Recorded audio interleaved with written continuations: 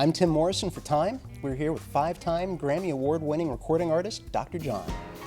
The new album by Dr. John and the Lower 911 is called Tribal. Came out August 3rd. Thank you so much for joining us. A reader named Dennis Murrell, who's writing from China, wants to know, how would you describe your own music?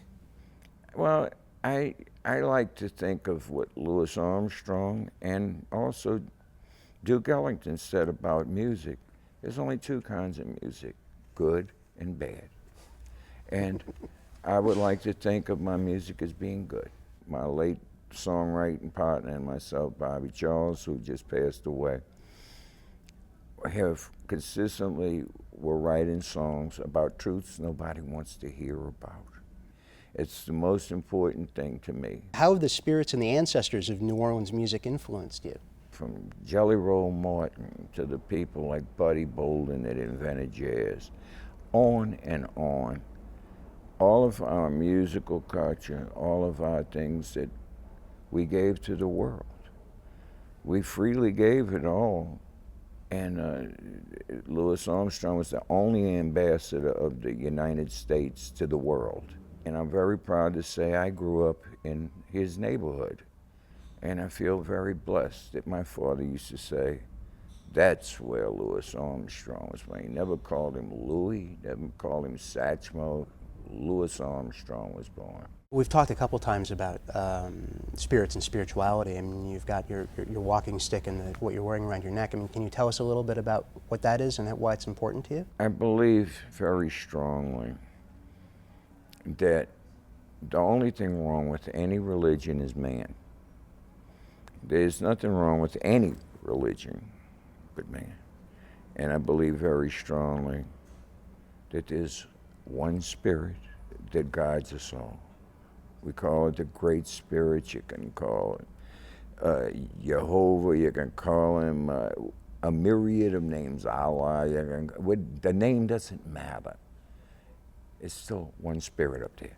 But there's a myriad of other spirits around that spirit. Every religion has a way of breaking something down in another way. And I'm not against any of them. Ed Chabin in Seattle wants to know, do you still play guitar? And when did you switch to keyboards? Well, Ronnie Barron, who was the vocalist with my band, I walked in, I had taken him, he was a juvenile. He was on the road singing with our band. And this guy was pistol whipping him. And his mother said if anything happened to him on the road, she was gonna take this meat cleaver that she was cutting meat with and cut my cojones off. Now, I was thinking about her. I loved her. She was a sweet woman. But I knew she cared about her son. So I went and tried to get the gun out the guy's hand. I got shot in my finger. It was sewed back on. But it kind of messed part of my head up about, well, I can't play the guitar. I still play it a little bit, but I can't play the way I did. When I play with this finger now, I make mistakes because it was sewed on and there's no feeling in it.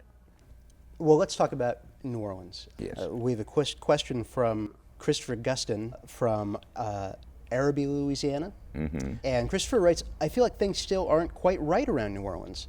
I think it's just hard to forget what happened and ease back into that old swing of things. Do you agree, and do you think it'll ever be the same? Well, considering that over half the population is not back and have no way to come back to, I don't see how it could ever be any way connected to what we came up with. In the lower Ninth Ward, it's like scattered and splattered, and there's so few people that can live there. And this can happen any day again because there is still no wetlands, there is still no barrier islands, there is still none of the things that can stop a hurricane from being so devastating. And to add to it, with all of the dispersants that are put in the Gulf, any poor critter that lives out there is getting killed. All of the poor fishermen out there that have, for generations on top of generations earn their livelihood fishing are wiped out. And I think it's a little too much. Last question, Jay Combe in New Orleans wants to know, is there any city in the world other than New Orleans that you could envision yourself living in and enjoying? Actually, no. I love New Orleans. I love my roots. I love my culture and my heritage. I've tried living in other places, but that's where my heart is still. Dr. John, thank you very much. This has been 10 Questions for Time. Thanks again. Thank you. I hope I didn't get carried away with the answers. It was great. We loved it. Thank you. Hey, thank you.